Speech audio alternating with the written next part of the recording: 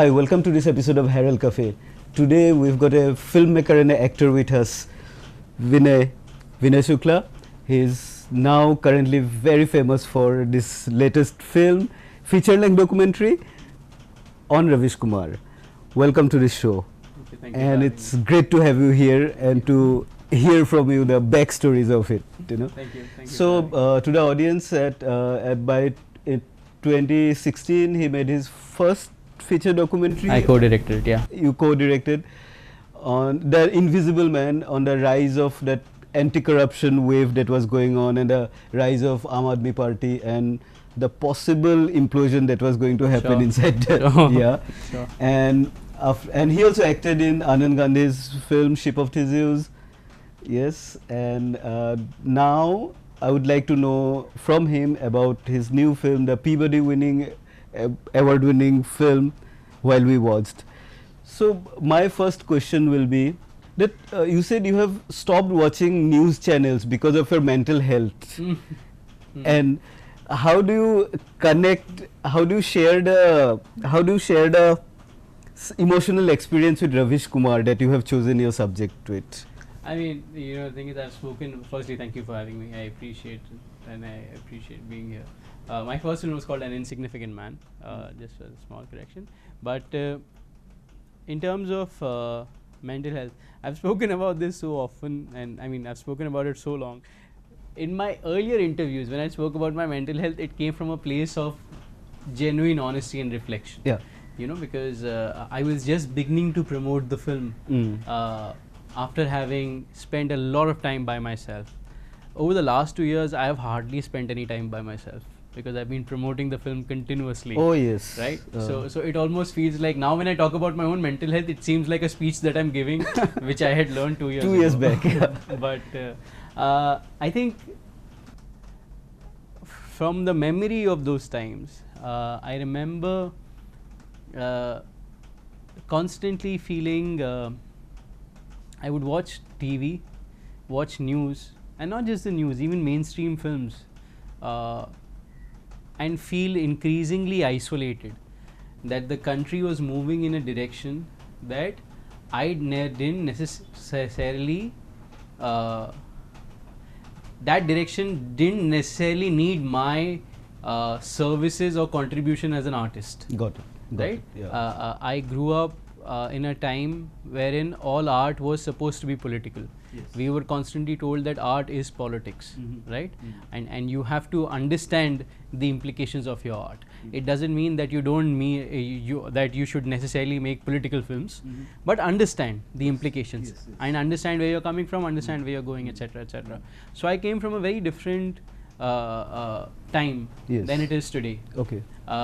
And in fact, I keep telling people that me and my generation of filmmakers benefited from a very different ecosphere. Right? When we were around, for example, they were the investigative journalism in the country when I was in my college was alive and kicking, and that really helped me understand how to break down a problem or how do you approach disagreement with the government in terms of policy. Okay. What is the paperwork, how that works, how investigative journalism works. It gave me a framework to understand it, which unfortunately is missing right now. And which is why the ethos of my generation of filmmakers is shaped a certain way. For example, and if you look at the filmmakers who came out in India, say between 2011 to 2017, 2018, these are similarly ethosed filmmakers in the moral aspirations of our cinema. Increasingly, when I would watch, 2 years ago, 3 years ago, when I was watching TV, I increasingly felt like where pop culture or culture in general seems to be moving is not where I will be necessary. Got it. So I felt like अब मेरी यहाँ पे ज़रूरत कम हो रही है, right? So I came to this film also to try and feel something, to hold on to something and to be able to stay afloat for a while. This film was my dinghy in the water in that sense. trying to put some relevance in the whole system of apathy and despair that is going on. You know, relevance is relevance for yourself first. Yes, yes. It's not even like you're trying to be like, let me make this kind of journalism or this kind of filmmaking relevant. पहले तो आपको लग रहा है कि मैं ही relevant हूँ ही कि नहीं, क्योंकि जिस तरीके से ये देश जा रहा है, जिस तरीके की फिल्में चल रही हैं, वो तो मैं नहीं. Where do I stand? Where do I stand? और मेरी तो जरूरत ही नहीं है. True. है ना? जिस तरीके के पब्लिक हीरोज हम चैंपियन कर रहे हैं, जिस तरीके की पब्लिक पॉलिसीज हम चैंपियन कर रहे हैं, जिस तरीके का सिनेमा हम चैंपियन कर रहे हैं, जिस तरीके की मोरालिटी हम चैंपियन कर रहे हैं, उससे मेरा दूर दूर तक का नाता नहीं है. और अब मैं बदल नहीं सकता हूँ. And we are still in this nation. You feel helpless. Yeah. How can we help? How can I help? And how, like, there is no way I can now suddenly change my moral consciousness, ना? कि आप मैं उसको दबा सकता हूँ, उसको शांत कर सकता हूँ, पर वो बन गया है in a certain way. So I came to this film was for me a vessel to try and tell people this is what I am feeling. And Ravish was a fantastic protagonist for that. True. Because Ravish was fighting his own battle, which he's been fighting for, you know, many more years than most people. And he also is able to articulate the larger ideas and conflicts of our times. He's very eloquent. Right? Yeah. So I had the privilege of having a great protagonist when I chose Ravish. Yes. Right? With good protagonists comes the responsibility of trying to two responsibilities. Firstly, you have to say their story well. Yes. And secondly, you have to say your own story at the same time. I didn't want to just make a film that is about Ravish. I wanted to make a film about myself. Yeah. So it's about then finding the confluence between the two. And how to connect the macro with the micro. As him as an agent. Of course. And you are a lot of things. You are fueled by many different kinds of fuel when you're making the film, right? Some of it is rage, some of it is dissatisfaction, some of it is inspiration. Sometimes you've seen somebody else's film and really liked it. You know, somebody had told me, I don't know, or maybe I read somewhere, that films are born inside cinema halls when you're watching somebody else's film and you think like, oh, I can make better, oh, this is so good, I want to recreate this. Right? Yeah. I remember after watching Matrix, everybody comes out and think themselves Neo. Yeah, as Neo, right? Or like I can tell you, like where I work, my office ka Wi-Fi name is still fucking Matrix. So that's the sort of impact that film has had. And people walked out of that film thinking that a new kind of imagination and lore is possible within film. In fact, Matrix is the sort of go-to film for so many filmmakers to try and understand. It's the source code of their filmmaking code from there onwards. You will see in there you'll see the world of Matrix and what the Wachowski siblings created in their films going forward. So yeah, I mean this is my shot. But similarly, like while we watched it, when we watched it, you know, you feel inspired, you know, like, oh, there is somebody else, you know, you find that collectivist voice in Ravish Kumar, you know, like, and how you have shown him. Sure. And that is what very inspiring for so many of us. Sure. And so going back while you were shooting, you said there was not a script, and you have loads of footage over like 2 years of time you have followed him. So without the script, how did you come to a common line where you want to film to go? Sure, you know? Sure. So what happens in documentaries is that very often you're shooting real life, right? Yeah. Let me give you another example. Like there's a very popular show called Big Boss, right? Now Big Boss, the allegation against reality TV very often is that, hey, this is scripted. Right? Which means that there is a pre-decided script, and you know Nilankur and Vinay are told that today you must fight. Of course, this is an accusation. I'm not saying it's true, but right? That today Nilankur and Vinay must fight. That's why Vinay and Nilankur are fighting, right? With what we are doing, what happens is that you're shooting Nilankur, and and on a certain day Nilankur and Vinay fight, right? Now I will shoot Nilankur and Vinay's fight. Hopefully, their patch up and their growing friendship in the days after. And you? Right? Correct. Map it. Yeah. Correct. So then I will have these three incidents. That I have the fight, I have their patch up, and I have their growing friendship. Right? But I don't have what caused the fight. Okay. right? Okay. So then you have to try and understand, hey, listen, if this documentary is going to be around Nilankur and Vinay's friendship, then do I need a cause in the story? And if there is, how do I get to the cause? Where in my footage is the inciting incident or the source of this animosity? How did they become friends? How did their friendships blossom that it reached to a point of conflict? Those are moments. Then you start to begin to search in your film, the footage. in the footage. Okay, got it. Yeah. Right. And of course, with just like fiction, in non-fiction, there's a lot of structuring and narrativization that is required. True. Right. So I had an excellent story head, Reshma. I had an excellent editor, Abhinav, who also co-edited the last film, An Insignificant Man. So these people spent a lot of time with the footage, doing exactly what me and you are doing for every character in the film. Okay. Saying these are the moments that we have with Ravish. These are the moments that we have with his daughter. These are the moments we have with Saurabh. These are the moments we have with XYZ person in the newsroom, right? How is it that they're engaging with the story, with each other, the story we want to tell, and ultimately, when we show it to people, is it working? Sometimes you like a scene. Yeah. That how do you guess that?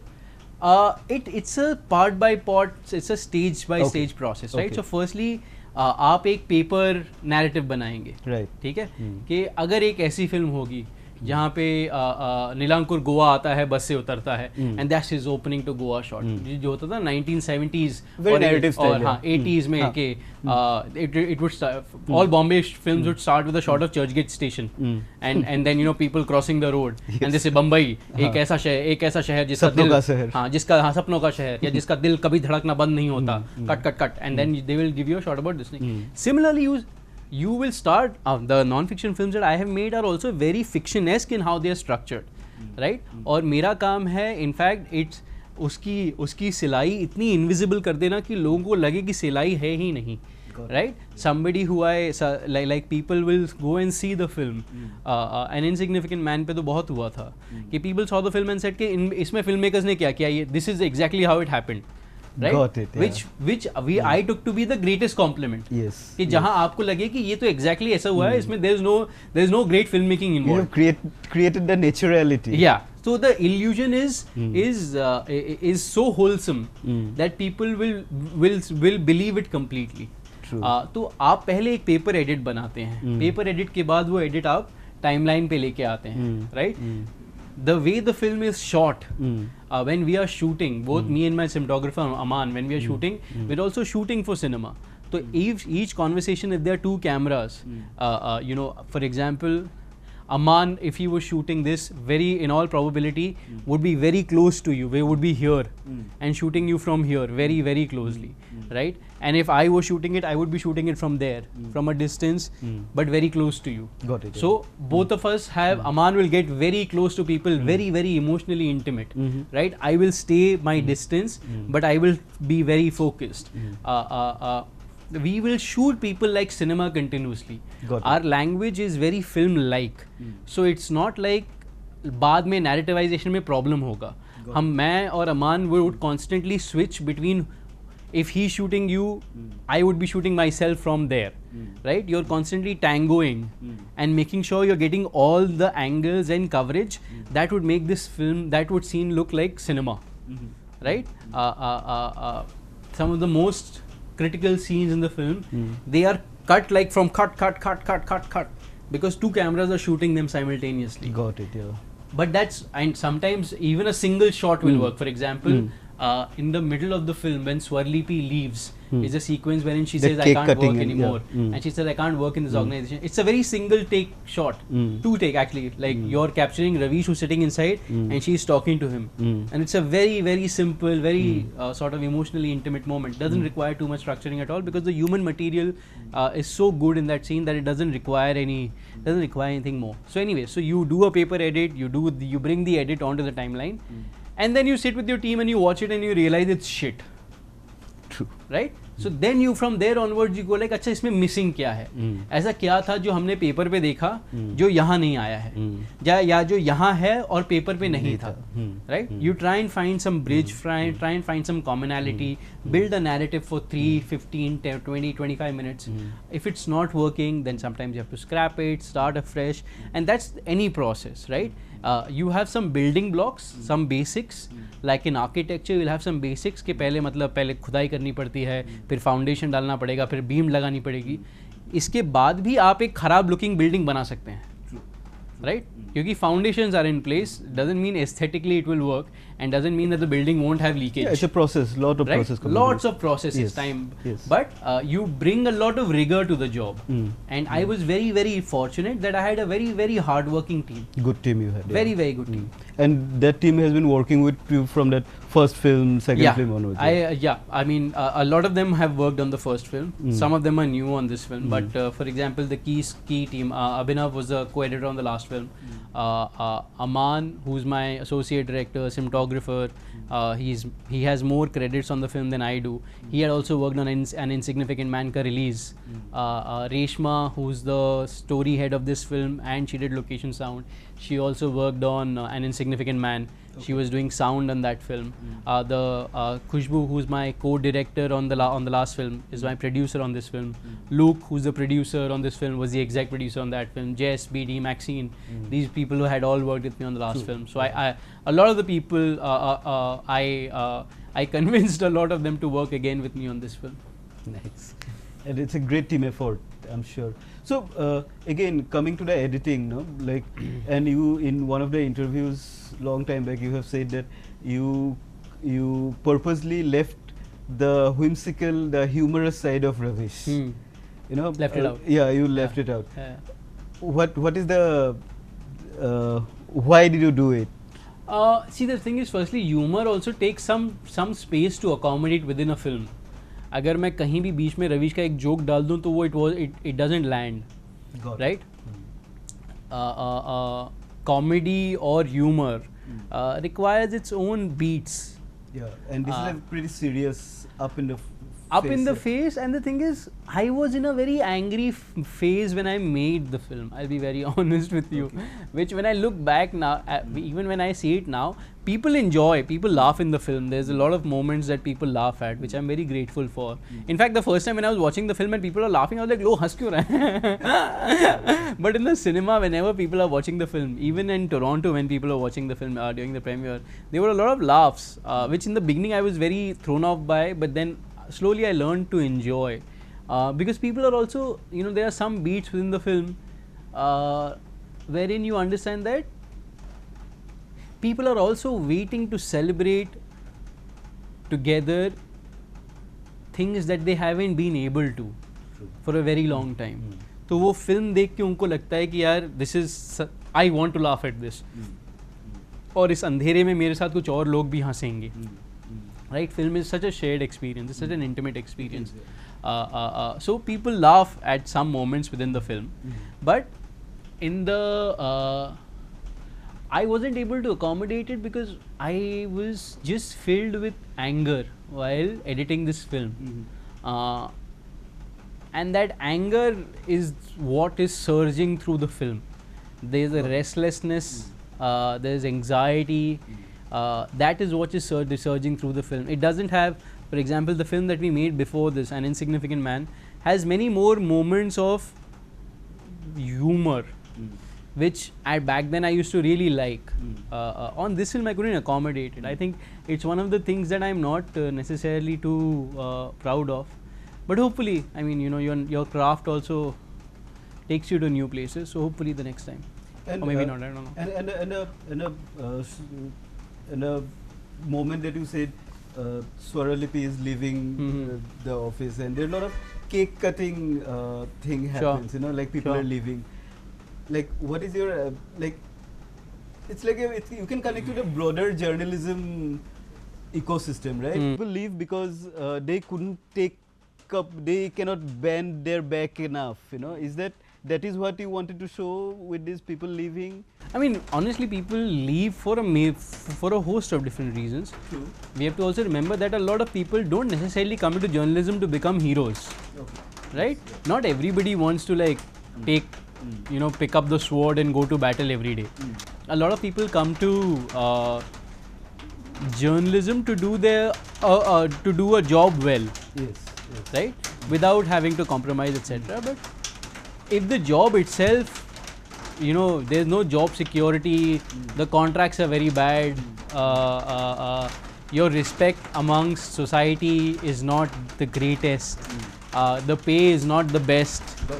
There's lots of demotivating factors constantly, right? And people, aap kitna hi karenge? Like I knew when I was shooting with NDTV, within the NDTV organization, they were barely struggling to keep alive. और उसमें आप how many years can you go without an increment, right? Because your kids are getting older, your family's needs increase, everybody needs upward mobility as their life moves forward. So people quit for a various number of reasons. But it shows recurringly, right? Yeah. As for the sort of cake thing, I think it's how adulthood works, right? Very often we are told to carry on. The worst things will happen, but we are supposed to carry on. So another question I have in my mind is like, how did you balance the professional and personal life of Ravish Kumar? You have shown the family's fear for his life, and those personal moments. How did you connect to the larger political landscape? Like we live in a state of fear. For me, how did I connect them? I think with Ravish, it's very difficult for him to necessarily draw that line. He is bringing his work home very often, in his presence, in what he's thinking, in all the phone calls that he's taking and replying, threatening calls. Yeah, and not just threatening, even like all the other calls. And I think it's not just for him. For a lot of people who have grown up kids, you are taking your kids with you to office every day. You're not necessarily leaving them, right? They're with you in metaphorically your and physically both. Yeah. So it's not a button you can switch off. So with Ravish, I came. The film was shot in a phase wherein he was being pulled apart by both these worlds in his life, the personal and the professional, and doing a stellar job at trying to stay afloat. True. He wasn't necessarily coasting, but he was trying to stay afloat. So it reduced the responsibility on me, because I just had to make a film that was that reflected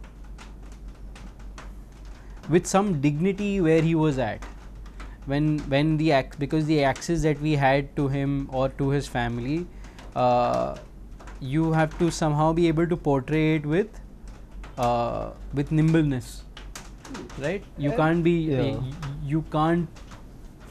it can't seem like a soppy drama wherein, oh, look what he has become of his family, and oh, look what has become of his office. You're trying to do it with respect and craft. And for so many of us, like, he's the light of courage, like when you lose courage, you see him in a beacon of courage and hope. Yeah, but that's also, honestly, I didn't care so much about that. People see him as hope and courage, etc. Because when you lift the veil of public perception, you understand how ill-equipped everybody is. Like, for example, there's this image of Ravish of that, oh, he is the superstar journalist, puts out so many puts out such well-researched reports. He must be having a big team, etc. Yes. When you watch the film, you understand there is no team. Yes, true. Right? And his team is falling. And the team is constantly falling apart. Yeah. Now, for years, people have seen Ravish's journalism and drawn some strength from it. But nobody is going to check how he's doing it. Got it. Right? For me, this film is also a sort of you know, people need to sooner than later, you know, what happens is that the film that I made before this was about the Aam Aadmi Party, Arvind Kejriwal, Yogendra Yadav. When I was making the film, and while we were, you know, from the time that we stopped shooting to the time it released, the fate of the Aam Aadmi Party kept going up and down and up and down and up and down, yes. Right? And even now, people have very, very strong views around them, which is fantastic. But when you go close to these institutions and go close to the people, you really understand how singular their jobs are sometimes. Okay. We have the perception of an entire machinery that surely must be going and working with XYZ people around them. That is what public perception is. That is what public perception is, of strength, right? Yes, and of bigness. Yeah. Yes. You'll be surprised just how singular and vulnerable people, right? And lonely it is for a lot of these people, right? Which is why because sooner than later, you know, right now Ravish is at the top of his game, and people will find a great amount of comfort in praising him as some sort of hero. Yes. And, you know, championing him. Yes. Sooner than later, you know, people move past their prime. And it may happen with Ravish too, it may not, because, you know, he'll be forgotten, you say. I'm not sure if he'll be forgotten, but he may not be everybody's darling. Got it. Right? Yeah. But try and understand the forces of culture, forces within culture, invisible forces that are being engineered by you and me and by our inaction, that pushes people from where they are. It pushes them down the cliff. It pushes them off the podium. It pushes them away from the race. This film was also my effort to help people understand that, you know, we are also responsible for what's happening around us and for what's happening to those who we derive strength from, right? Considering there are so many sort of filmmakers, for example, whose work I really liked, whose songs I really liked, and slowly they will, as they get older, start saying things which are so offensive or so stupid. True, right? I can relate to that. Yes. And you go like, यार ये आदमी क्या कर रहा है? ये ऐसे कैसे बात कर सकता है? Why is he writing songs for such a terrible film, right? And at that point, it'll be great for people to remember that, you know, they are the product of the culture that we have created. That when they were at their prime, and when they were ready to go, sometimes we failed them by not building enough stages for them, or by not turning up for them, or by not creating systems that would help them live a slightly better life. Maybe it's a personal question, but thank you that you are making these kind of important films, because otherwise you could have made some surface level OTT films and you could have like how you said, buy a Range Rover and like not thinking about anything. What made you do this? Why are you taking the responsibility? I mean, no, see, I'll be very honest with you. It's not like it's a better choice or a worse choice. You know, I'm sure people who are making OTT films, whatever, and they're doing a good job. People are trying to tell the stories that they are. I was very fortunate to have friends, and even now, I met people in my late teens and early 20s, wherein we felt like we should make a certain kind of films. We should make certain kinds of art, organizations, institutions that reflected where we want culture to go. And what shaped that thought, that you wanted the culture to go this side, you wanted the culture to be go that side? My peer group shaped it. Right. You know, there is some, of course, my parenting and family, etc. My family was very nice in that they still are, in that they made me feel very secure about always having a home to go back to and being very supportive. But my peer group support, pushed my intellectual development. They are the ones who had much better taste in films than I did, right? And they are the ones who made me read, who would send me lectures on philosophy when I was in my early 20s. I remember a closest friend of mine, and he still remains a very close friend of mine. We were walking very late night when I was 21, and he asked me, "Do you believe in God?" And I was like, "I don't care." And he's like, "What do you mean you don't care?" I was like, "I don't care. He doesn't affect my life in any which ways. तो मुझे फर्क ही नहीं पड़ता, होंगे भी नहीं भी होंगे, मुझे क्या फर्क पड़ता है ना?"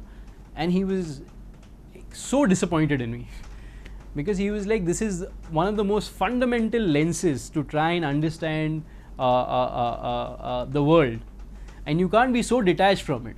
You have to have some sort of a structured argument around it. It's okay to say what you're saying, but the argument that you're making is so flimsy."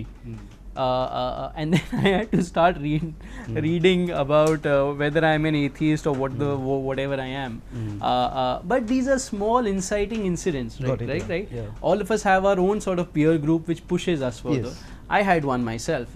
Over the years, what we were all very fortunate about was somehow the first films that all of us made, or the first projects that all of us made, saw the light of the day.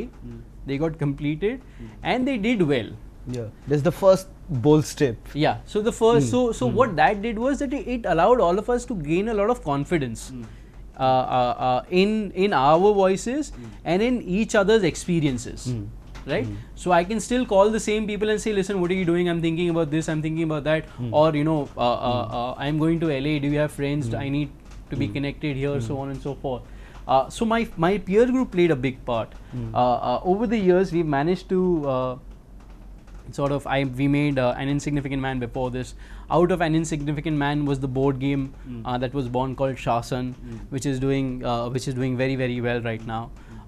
We made While We Watched. We made a bunch of other films, and I'm really, really fortunate to be there. In fact, the next year looks incredible for everything that we're working on. We are launching a really, really, really big product.